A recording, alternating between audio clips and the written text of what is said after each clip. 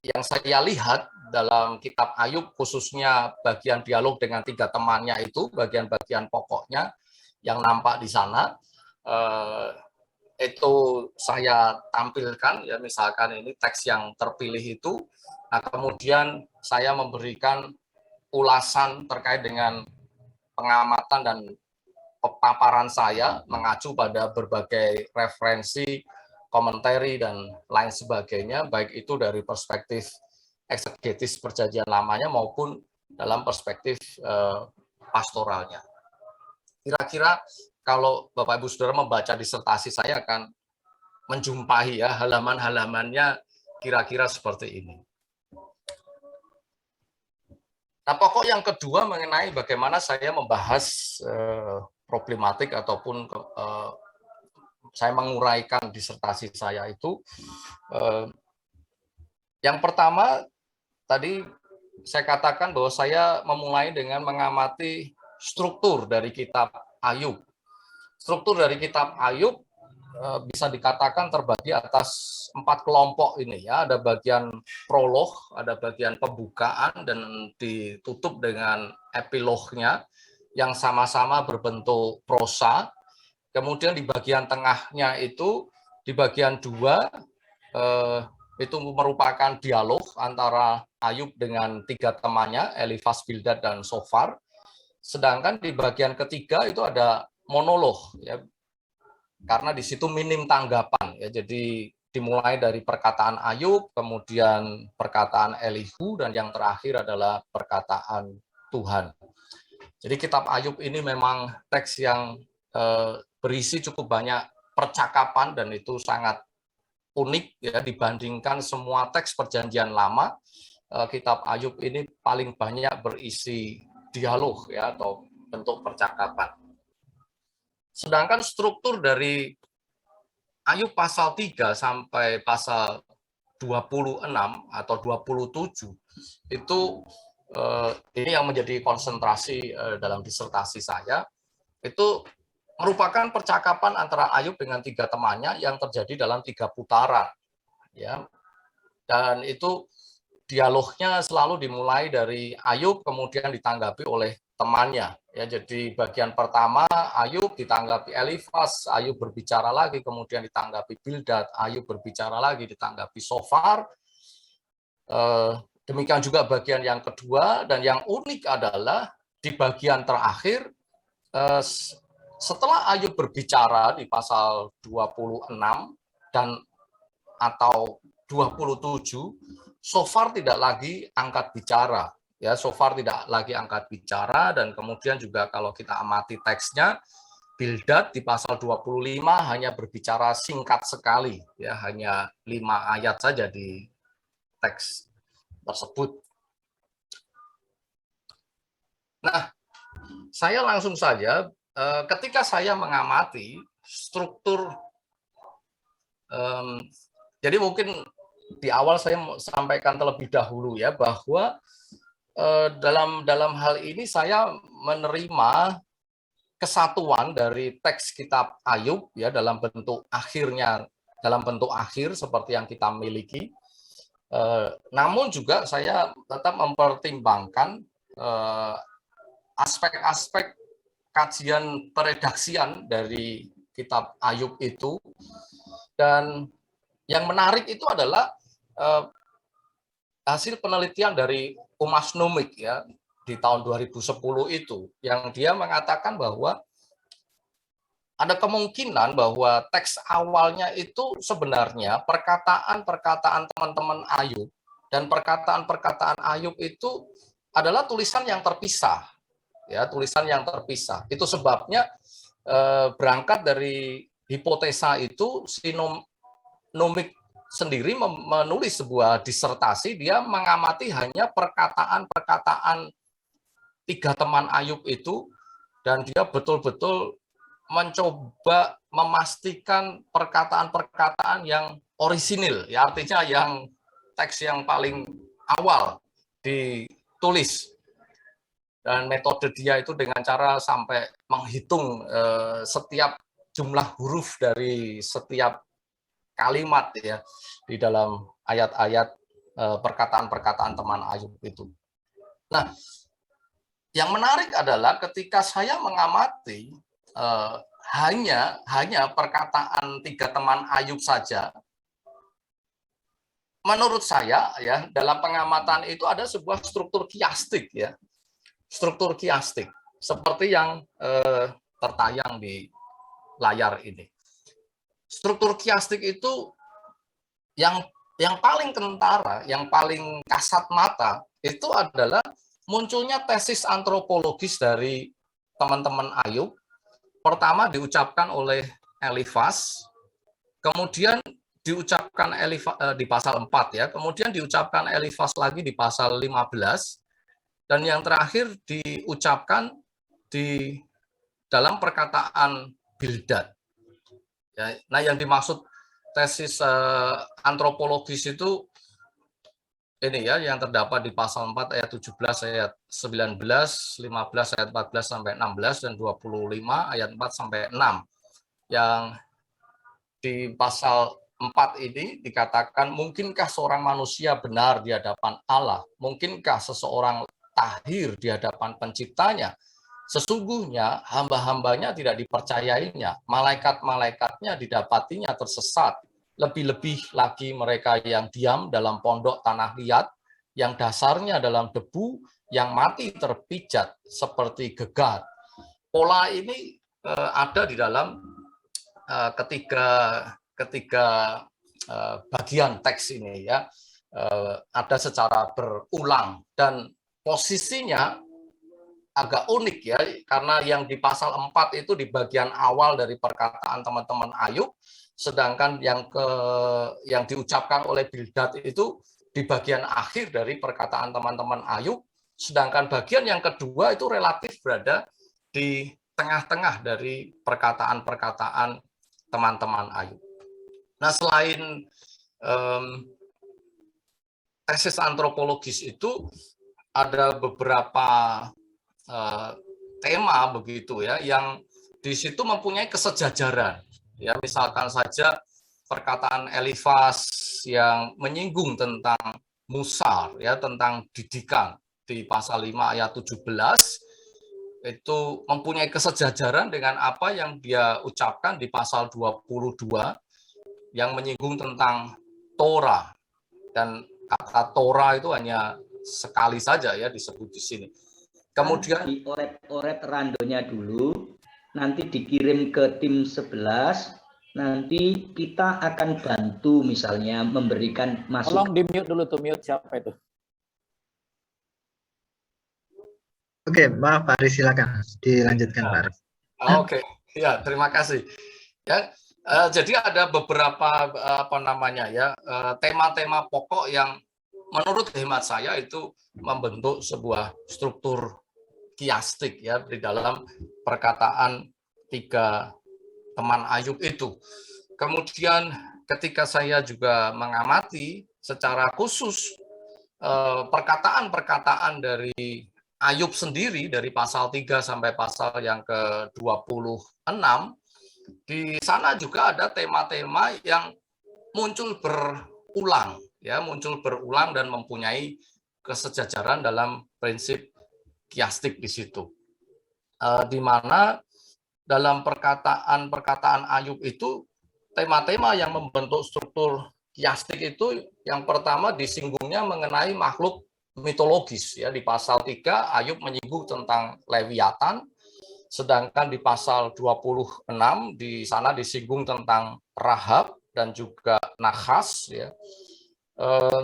Yang kedua adalah tema tentang kejahatan kepada anak yatim ya, itu disinggung di pasal 6 dan kemudian disinggung lagi di pasal 24. Yang berikutnya motif mengapa Tuhan harus menguji Ayub ya, di pasal 7 itu motif itu muncul lagi di pasal yang ke-23. Di pasal 23 Ayub mengatakan kalaupun dia diuji dia pasti akan muncul seperti emas ya, dia begitu percaya diri ya. Dan kemudian adalah tema mengenai ketidakadilan Tuhan ya, ketidakadilan Tuhan, di mana di pasal 9 Ayub menilai bahwa Tuhan telah memberikan bumi kepada orang fasik dan juga mendukung rancangan orang fasik. Sedangkan kemudian ketidakadilan Tuhan disinggung lagi di pasal 19 dan 21, di mana disitulah Ayub memperlihatkan bahwa dia sebagai orang benar, dia justru menderita, sedangkan di pasal 21 dia menunjukkan berbagai macam keberuntungan yang dialami oleh orang fasik. Kemudian juga tema tentang keberadaan Ayub yang menjadi objek tertawaan. Itu juga muncul 2 kali secara sejajar begitu ya, di pasal 12 dan di pasal 17 ya, seperti itu. Kemudian julukan bagi 3 teman Ayub ya, di mana secara sinis ya Ayub menyebut 3 temannya itu sebagai tabib yang tidak berguna di pasal 13, sedangkan di pasal 16 dia mengatakan bahwa teman-temannya itu penghibur sialan. Nah, sehingga kemudian pasal 14 yang bisa dikatakan itu merupakan tesis antropologisnya Ayub, itu bisa dikatakan berada di posisi tengah dari kiastik itu.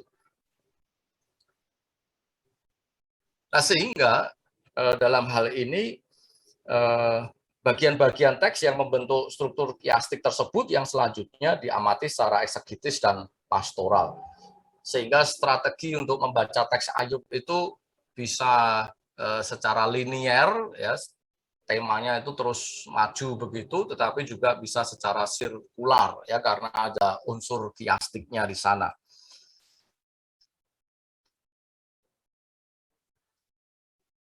Nah, di bab berikutnya saya mulai masuk kepada pembahasan ya terhadap topik-topik utama sebagaimana yang ditampilkan atau yang bisa ditangkap dari struktur itu, dengan melihat yang pertama situasi Ayub sebagai sebuah model situasi pastoral ya, di mana Ayub digambarkan sebagai sosok seorang yang sangat menderita. Dan dalam dialog dengan teman-temannya, Ayub memaparkan penyakitnya sebagai penderitaan fisik yang dia alami dan rasakan.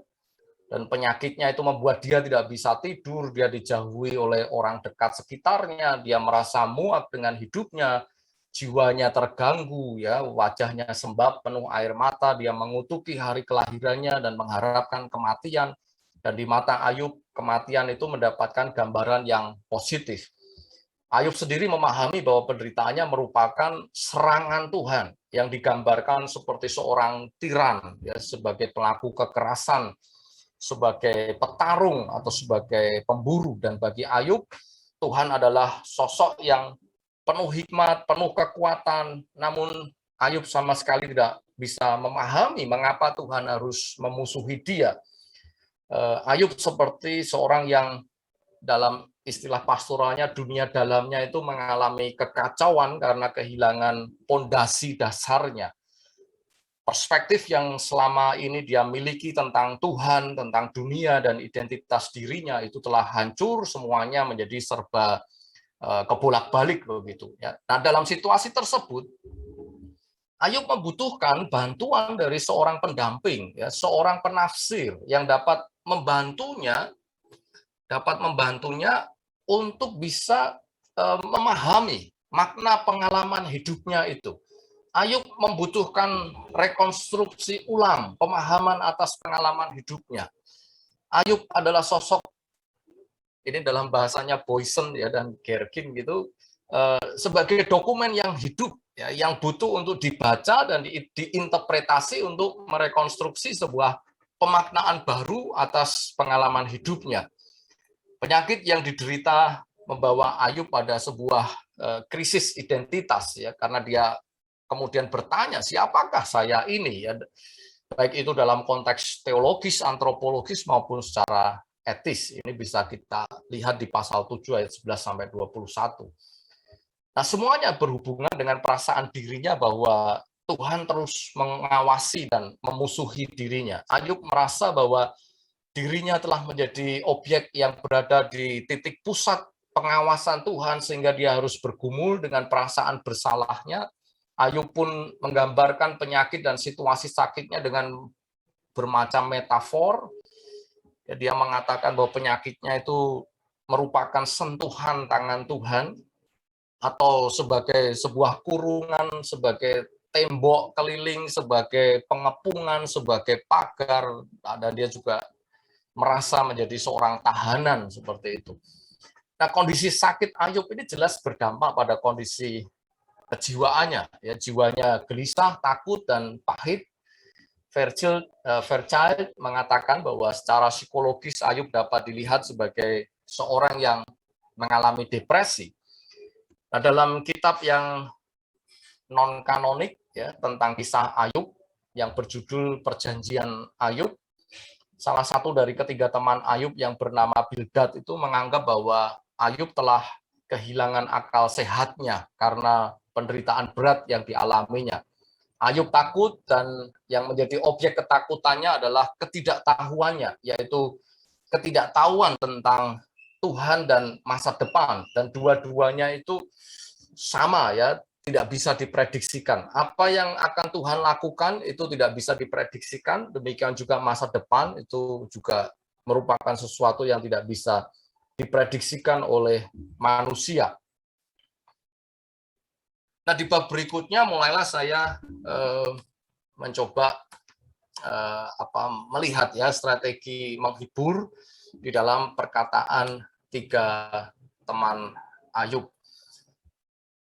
Yang pertama, hikmat dan penghiburan itu sebagai sebuah peristiwa bahasa ya, bahwa melalui perkataan teman-teman Ayub dapat dipahami sebuah konsepsi tentang hikmat dan penghiburan sebagai peristiwa bahasa.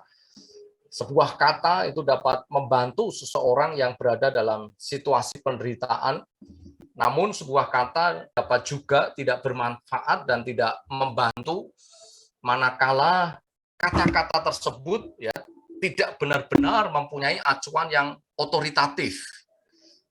Nah, Elifas itu tampil sebagai sosok seorang penerima wahyu. Perkataannya adalah perkataan yang dia terima melalui pewahyuan.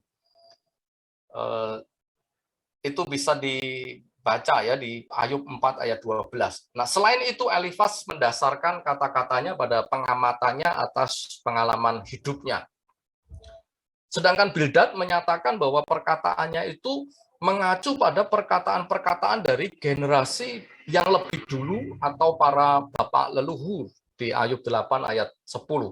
Sedangkan Sofar berharap bahwa Tuhan sendiri yang akan berbicara kepada Ayub ya di Ayub 11 ayat 5. Sehingga itu nampak ada semacam intensitas ya dari perkataan Elifas, kemudian Bildad dan Sofar.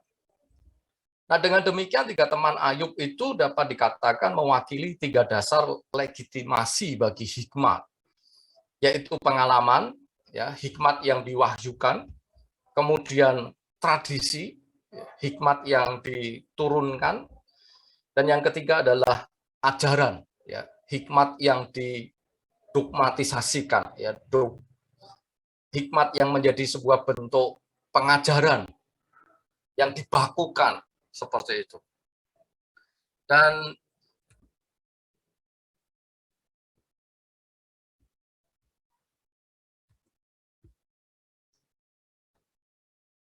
yang selanjutnya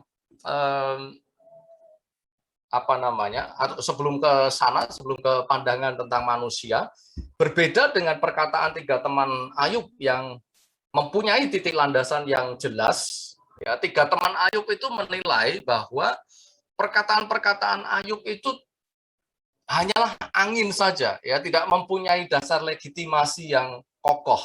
Ya. Bahkan digambarkan seperti angin yang masuk ke perut dan kemudian keluar dari mulut, ya, seperti orang yang bersendawa.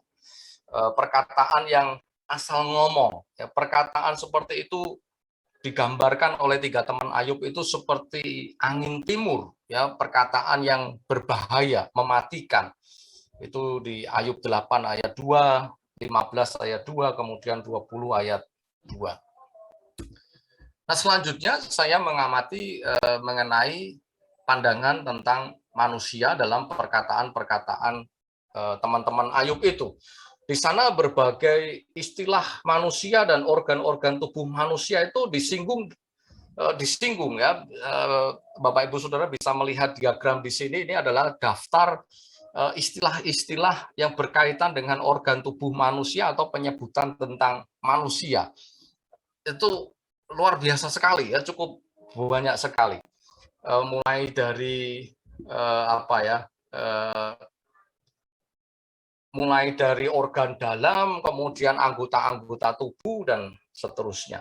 Nah, pada intinya tiga teman Ayub itu mengonsepsi secara teologis kategori manusia berdasarkan tindakannya di hadapan Tuhan, ya, bahwa manusia itu diukur ya atau dinilai berdasarkan perbuatannya, dan di sana akan bisa dibedakan antara orang benar dan orang jahat. Ya, sehingga pandangan tentang dunia dalam perspektif tiga teman Ayub itu mewakili pandangan hukum pembalasan yang memahami bahwa Tuhan itu adalah penjamin bagi tatanan yang adil.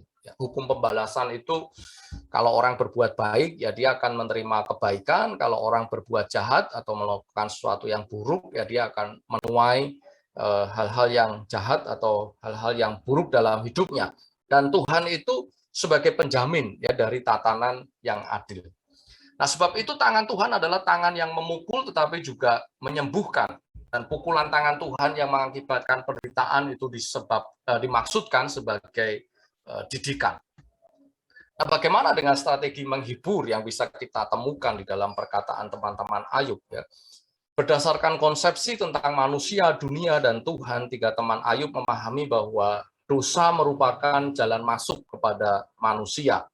Ya, tidak tanggung-tanggung bahwa tiga teman Ayub itu masing-masing membuat daftar perbuatan dosa orang fasik sebelum akhirnya secara konkret mencoba untuk menunjukkan dosa-dosa Ayub. Dan jalan penghiburan bagi orang yang menderita tidak lain adalah ya menyarankan atau menasehatkan supaya orang itu berbalik kepada Tuhan, mengingat janji Tuhan, dan menemukan pengharapan di dalam Tuhan. Ya, dengan cara demikian, diharapkan bahwa seorang yang berada dalam situasi penderitaan tidak semakin terperosok, ya, semakin berat. Ya. Lebih dari itu, dalam hal ini, pendamping pastoral yang sejati itu bukan persoalan pada apakah seorang pendamping pastoral akan tampil seperti sosok seorang pengkhotbah ya, pastoral kerugmatis itu ya, menasehati dengan ayat-ayat Alkitab, menasehati dengan firman begitu, ataukah seorang itu harus menjadi seperti penolong dalam konsep pastoral klinis. Ya, bukan itu yang paling pokok ya, tetapi kesediaan untuk hadir sebagai teman. Nah, ini strategi menghibur dalam perkataan-perkataan tiga teman Ayub. Ini waktu saya tinggal 10 menit ya. Saya akan lanjutkan ya mengenai strategi menghibur dalam perkataan-perkataan Ayub ya. Nah, bagaimana dengan perkataan Ayub, dan apakah memang betul bahwa perkataan Ayub itu tidak ada legitimasinya? Ya. Nah, yang menarik adalah bahwa jika tiga teman Ayub itu mendasarkan perkataan hikmat sekaligus penghiburan pada pengalaman, tradisi, dan ajaran, bukan berarti perkataan Ayub hanyalah angin. Ya.